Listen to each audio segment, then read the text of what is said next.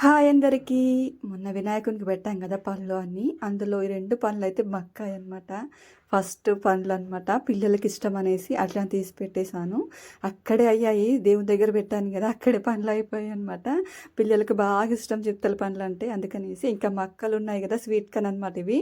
పిల్లలకి ఏమన్నా స్నాక్స్ చేసి ఇయొచ్చనేసి అన్నీ ఒలిచిపెట్టాను. కొన్నైతే ఇంకా ఈవినింగ్ అయితే అవి మంచిగా ఉడికించేసాను. ఇంకా ఒక సైడ్ అయితే టీ అయితే పెట్టుకున్నాను. ఎందుకంటే వెదర్ కూడా చాలా కూల్గా ఉంది కదా!